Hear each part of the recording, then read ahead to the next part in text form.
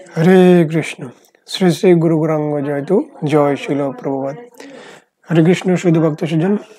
আগামী 15 নভেম্বর রোজ শনিবার উৎপন্ন একাদশী।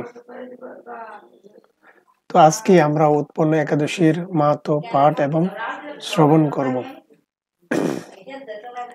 এবং এই উৎপন্ন একাদশী পালনের সময় হচ্ছে রবিবার 9:42 থেকে 9:51 ভিতরে পালন করতে হবে। তো এখন আমরা পাঠ করছি উৎপন্ন একাদশীর মাহাত্ম্য। অর্জুন বললেন, হে দেব, অগ্রণের পুণ্য প্রদায়ী কৃষ্ণপক্ষের একাদশীকে কেন উৎপন্ন বলা হয় এবং কি জন্যই বা এই একাদশী পরম পবিত্র ও দেবতাদেরও প্রিয়, তা জানতে ইচ্ছে করি। আপনি কৃপা করে আমাকে তা বলুন।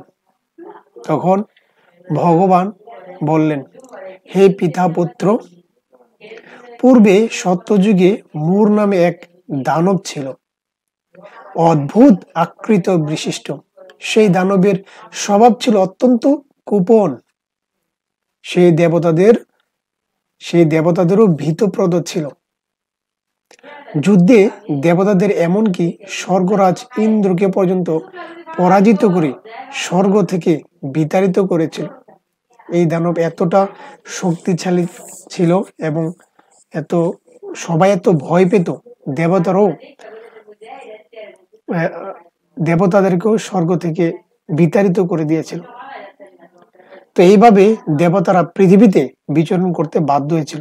এক সময় তারা স্বর্গ ছেড়ে পৃথিবীতে বিচরণ করতে বাধ্য হয়েছিল। তখন দেবতারা মহাদেবের কাছে গিয়ে নিজেদের সমস্ত দুঃখ সবিস্তারে জানালেন। মহাদেবের কাছে এসে দেবতারা তাদের নিজেদের দুঃখের কথা জানাতে লাগলেন। তখন মহাদেব শুনে বললেন, হে দেবরাজ, যেখানে শরণাগত বৎসল জগন্নাথ গরু ধ্বজ বিরাজ করছেন, তোমরা সেখানে যাও। তিনি আশ্রিতদের পরিত্রাণকারী, তিনি নিশ্চয়ই তোমাদের মঙ্গল বিধান করবেন। দেবাদিদেবের কথা মতো দেবরাজ ইন্দ্র দেবতাদের নিয়ে ক্ষীর সমুদ্রে তীরে গমন করলেন। তখন দেবরাজ ইন্দ্র তিনি কি করলেন, সমস্ত দেবতাদেরকে নিয়ে ক্ষীর সমুদ্রে নিয়ে গেলেন। তখন জলে শায়িত শ্রী বিষ্ণুকে দর্শন করে দেবতারা হাত জোর করে তার স্তব করতে লাগলেন।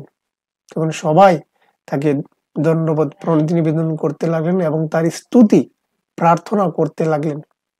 গিয়ে দেখলেন সেখানে বিষ্ণু সর্পের মধ্যে, ক্ষীর সমুদ্রে রয়েছেন অনন্ত শেষনাগ, আর অনন্ত শেষনাগের উপরে ভগবান শ্রী বিষ্ণু শায়িত হয়ে রয়েছেন।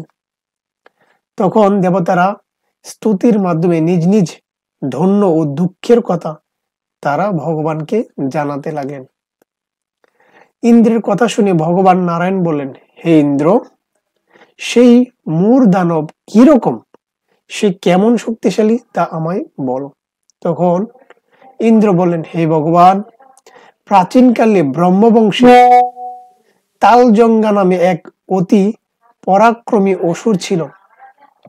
তারই পুত্র সেই মূর অত্যন্ত বলশালী, ভীষণ উৎকট ও দেবতাদেরও ভয় উৎপাদনকারী।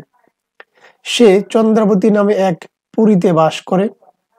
স্বর্গ থেকে আমাদের বিতাড়িত করে তার স্বজাতি কাউকে রাজা, কাউকে অন্যান্য ধিকপাল রূপে প্রতিষ্ঠা করে এখন সে দেবলকে সম্পূর্ণ অধিকার করেছে। তার সব প্রবল প্রতাপে আজ আমরা পৃথিবীতে বিচরণ করছি। সেই মূর দানবের তার শক্তিশালী, তা তিনি কেমন দেবতাদেরকে অত্যাচার করেছেন তার বর্ণনা ইন্দ্র ভগবানকে দিচ্ছেন। আর সেই ভয়ে তারা এখন দেবতারা পৃথিবীতে বিচরণ করছেন তার ভয়ে। ইন্দ্রের কথা শুনে ভগবান দেবদ্রোহীদের প্রতি অত্যন্ত ক্রোধান্বিত হলেন। তিনি দেবতাদের সঙ্গে চন্দ্রাবতী পুরীতে গেলেন। সেই দৈত্যরাজ শ্রীনারায়ণকে দর্শন করে পুনঃ পুনঃ গর্জন করতে লাগলো। যখনই ভগবান গেলেন সেখানে, সেই মূর দানব তাকে দেখে বারবার গর্জন করতে লাগলেন। সেই দৈত্যরাজ দেবতা ও অসুরদের মধ্যে তুমুল যুদ্ধ শুরু হয়ে গেল। যুদ্ধে দেবতারা পরাজিত হয়ে এদিক ওদিক পালিয়ে গেল। তো সেই দৈত্যরাজের যে অসুর ছিল, এই অসুরদের সাথে দেবতারা যুদ্ধ করছে, কিন্তু দেবতারা পারেনি। তখন তারা ভয়ে এদিক ওদিক নিজেদের প্রাণ রক্ষার জন্য এদিক এদিক পালিয়ে গেল। তখন যুদ্ধক্ষেত্রে শ্রীনারায়ণকে একা দেখে সেই দানব তাকে দাঁড়াও দাঁড়াও বলতে লাগলো। তো এখন যুদ্ধক্ষেত্রে মাত্র শ্রীনারায়ণ ভগবান, আর সেই দানব তাকে একা দেখে দানব বলছে দাঁড়াও দাঁড়াও। তো শ্রী ভগবান ক্রোধে গর্জন করে বলেন, রে দুরাচার দানব, আমার বাহুবল দেখ। এই বলে অসুর পক্ষীয় সমস্ত যোদ্ধাদের দিব্য বাণের আঘাতে নিহত করতে লাগলেন। তখন তারা প্রাণ ভয়ে নানা দিকে পালাতে লাগলো। সেই সময় নারায়ণ দৈত্য সৈন্যদের মধ্যে সুদর্শন চক্র নিক্ষেপ করলেন। তখন ভগবান কি করলেন, তার সুদর্শন চক্রকে আহ্বান করলেন এবং তাদেরকে নিক্ষেপ করলেন। তখন তাদের মস্তক ছিন্ন বিচ্ছিন্ন হয়ে যেতে লাগলো। ফলে সমস্ত সৈন্য ধ্বংসপ্রাপ্ত হলো এক নিমেষে। একমাত্র মূর অসুরই জীবিত ছিল, একমাত্র মূর অসুরকেই জীবিত রেখেছিল। সে অস্ত্র যুদ্ধে নারায়ণকেও পরাজিত করলো। তখন নারায়ণ দৈত্যের সাথে বাহু যুদ্ধে লিপ্ত হলেন। এভাবে দেবতাদের হিসাবে 1000 বছর যুদ্ধ করে ভগবান তাকে পরাজিত করতে পারলেন না। তখন শ্রীহরি বিশেষ চিন্তান্বিত হয়ে বদ্রিকা আশ্রমে গমন করলেন। সেখানে সিংহাবতী নামে একটি গুহা আছে। তো ভগবানের পরিকল্পনা, তাকে একটি গুহার ভিতরে নিয়ে গেলেন। এই গুহাটি 1 দ্বার বিশিষ্ট এবং 12 যোজন অর্থাৎ 86 মাইল বিস্তৃত। ভগবান বিষ্ণু সেই গুহার মধ্যে শয়ন করলেন। সেই দৈত্য তার পিছন পিছন ধাবিত হয়ে গুহার ভিতরে প্রবেশ করলো। সে বিষ্ণুকে নিদ্রিতে বুঝতে পারল। অত্যন্ত আনন্দিত হয়ে ভাবতে লাগলো, আমার সাথে যুদ্ধে পরাজিত হয়ে বিষ্ণু এখানে গোপনে শুয়ে আছে। এখন আমি তাকে অবশ্যই বধ করব। দানবের এরকম চিন্তার সঙ্গে সঙ্গে শ্রী বিষ্ণুর শরীর থেকে একটি কন্যা উৎপন্ন হলো। এই কন্যা হচ্ছে উৎপন্না একাদশী। তিনি রূপবতী, সৌভাগ্যশালিনী, দিব্য অস্ত্র শস্ত্র ধারিণী ও বিষ্ণু তেজ সম্বোধা বলে মহাপরিক্রমশালী ছিলেন। দৈত্যরাজ সেই স্ত্রী রূপিণী দেবীর সাথে তুমুল যুদ্ধ শুরু করলো। কিছুকাল যুদ্ধের পর দেবী দিব্য তেজে অসুর ভস্মীভূত হয়ে গেল। তারপর বিষ্ণু জেগে উঠে সেই ভস্মীভূত দানবকে দেখে বিস্মিত হলেন। এক দিব্য কন্যাকে তার পাশে হাত জোর করে দাঁড়িয়ে থাকতে দেখলেন। বিষ্ণু বলেন, হে পরাক্রান্ত উগ্রমূর্তি, এই মূর দানবকে বধ করো। যিনি একে হত্যা করেছে তিনি নিশ্চয়ই প্রশংসনীয় কর্ম করেছে। সে কন্যা বলেন, হে প্রভু, আমি আপনার শরীর থেকে উৎপন্ন হয়েছি। আপনি যখন ঘুমিয়েছিলেন তখন এই দানব আপনাকে বধ করতে চেয়েছিল। তা দেখে আমি তাকে বধ করেছি। আপনাদের কৃপাতেই আমি তাকে বধ করতে পেরেছি। একথা শুনে ভগবান বলেন, আমার পরাশক্তি, তুমি একাদশীতে উৎপন্ন হয়েছ, তাই তোমার নাম হবে একাদশী। আমি এই ত্রিলোক ও দেবতা ঋষিদের অনেক বর প্রদান করেছি। হে বদ্রে, তুমিও তোমার মন মতো বর প্রার্থনা করো, আমি তোমাকে তা প্রদান করব। তখন একাদশী বললেন, হে দেবেশ, ত্রিভুবনের সর্বত্র আপনার কৃপায় সর্ববিঘ্ন নাশিনী ও সর্বদায়িনী রূপে যেন পরম পূজ্য হতে পারি এ বিধান করুন। আপনার প্রতি ভক্তিবশত যারা শ্রদ্ধা সহকারে আমার ব্রত উপবাস করবে তাদের সর্বসিদ্ধি লাভ হবে, এই বর প্রদান করুন। তখন ভগবান বিষ্ণু বলেন, হে কল্যাণী, তাই হোক। উৎপন্না নামে প্রসিদ্ধ তোমার ব্রত পালনকারী সমস্ত ইচ্ছা পূর্ণ হবে। তুমি তাদের সকল মনোবাসনা পূর্ণ করবে, এতে কোনো সন্দেহ নেই। তোমাকে আমার শক্তি বলে মনে করি, তাই তোমার ব্রত পালনকারী সকলে আমারই পূজা করবে। এর ফলে তারা মুক্তি লাভ করবে। তুমি হরিপ্রিয়া নামে জগতে বিখ্যাত হবে।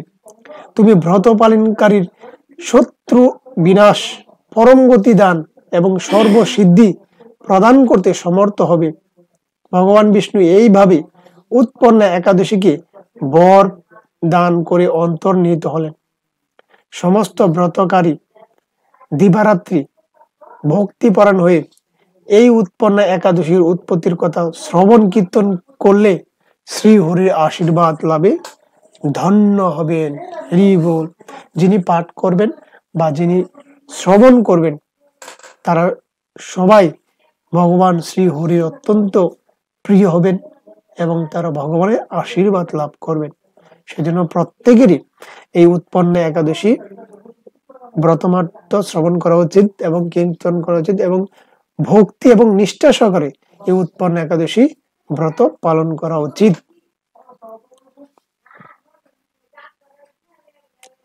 তো দশমী দিন সংযত থেকে ভগবান কাছে সংকল্প করে যে আমি এই একাদশী ব্রত মাত্র নিষ্ঠা সহকারে পালন করব, চেষ্টা করব। আপনি কৃপা করে আমাদেরকে সেই শক্তি প্রদান করুন। এবং পরদিন একাদশী দিন ভগবানের নাম কীর্তন করা, মঙ্গল আরতি করে ভগবানকে অর্চন করে ভগবানকে নৈবেদ্য, ভগবানকে ফল প্রদান করে সেই দিন ভগবানের গুণ কীর্তন করা উচিত, এবং ভগবান যে লীলা রয়েছে সেই লীলা পাঠ শ্রবণ করা উচিত এবং একাদশী মাহাত্ম্য পাঠ এবং শ্রবণ করা উচিত। তো এক একজনের এক এক বিধি অনুসারে তা পালন করতে পারে। কেউ যদি চায় যে আমি নির্জল উপবাস করব তাও পারেন, কেউ যদি আমি ফলমূল আহার করব তাও পারেন, কেউ যদি না আমি সবজি রন্ধন করে পাওয়া যাবে সেটাও পারা যায়। প্রথম স্তর, দ্বিতীয় স্তর এবং তৃতীয় স্তর, এভাবে অনেক স্তর রয়েছে। যার যার সামর্থ্য অনুযায়ী এই একাদশী ব্রত পালন করবেন এবং পরদিন তার পালনের সময় হবে 9:42 থেকে 9:51। এই টাইমটুকুর মধ্যে পালন করতে হবে। হরে কৃষ্ণ। তো আজকে পর্যন্তই। পরবর্তী আমরা নতুন কোনো লীলা পাঠ এবং শ্রবণ করব। হরে কৃষ্ণ।